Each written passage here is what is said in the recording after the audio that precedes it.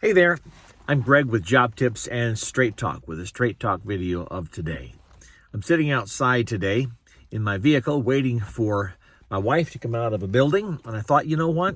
I wanted to share with you a thought about this, about a hole in my head, and about what a great opportunity to make an excuse for not pursuing my goals, and how you should not allow yourself to make excuses for not pursuing your goals or just getting out there and making it happen. I was diagnosed with a cancer right here, and it turned out to be malignant.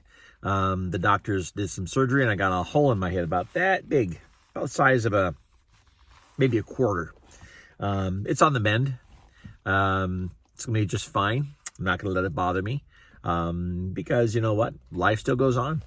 And it'll take about a week to fully heal up, maybe a little bit longer than that.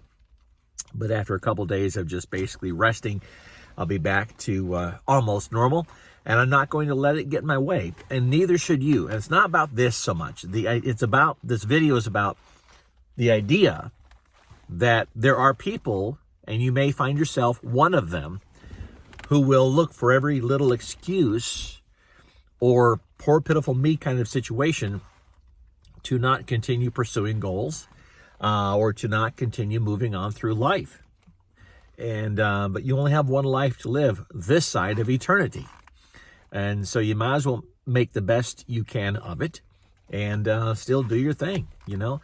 Trying to garner pity, and by the way, this is not in at all designed to get you to leave pity remarks. So please don't.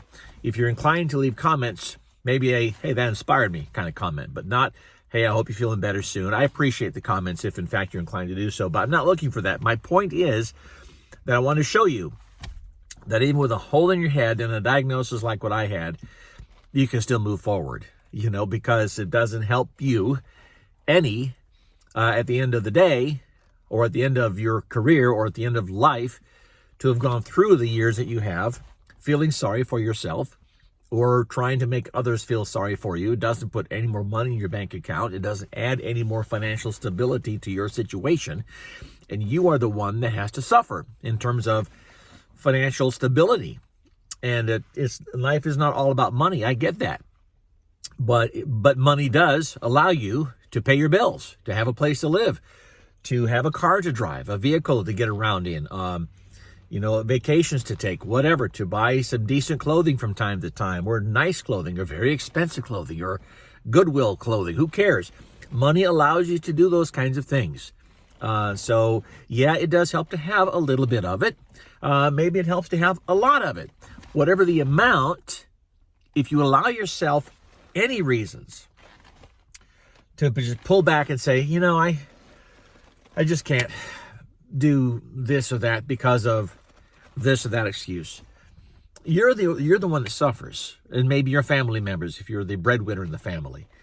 But you know what? You might also inspire others if you say, who cares what's going on with this, with other health issues that you may have. I'm going to keep working and keep making it happen and continue having goals and striving for excellence. And you follow my point here. Continue climbing up that mountain. If you think for a moment that your problems, your challenges, health-wise or otherwise, are a big deal, you need not look very far to find someone who's stuck in a wheelchair or someone who has no legs or no arms or no legs and no arms, who are basically a trunk. And there are people like that. Google it, research it. You'll find some amazingly successful people. Not just success as in monetary, success as in mental. It's all up to you. It is all up to you. So you don't have it so bad. You will have it really, really, really, really bad when you lose both legs and both arms. Or when you lose your complete eyesight. Maybe you are completely limited in that regard. I get that. There are some things that really do kind of shut you down from your ability to really do a lot. I get that. But little things like a surgery, I won't say cancer is not a small thing. I get that. But a situation that's fixable. If it is fixable and it is not a 6-month to the end of life diagnosis. I'm respectful and sensitive to that. But if it's not something like that, and if you're not sickly every day because of what you're going through from treatments or whatever, I realize sometimes you can have limitations that way and it can mess with your head. Believe me, I understand that. I've had some diagnoses over my life that really messed with my head for a short period of time. And I had to kind of shake myself and say, no. Get over it, move forward, because life continues. Life keeps going. If you're physically not able because you're just sick and you just don't have it in you and your energy is zapped, I understand. This is not talking about that.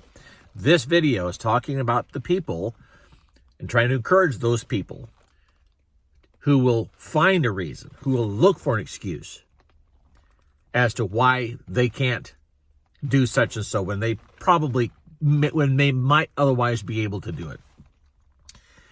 If you truly can't, that's different.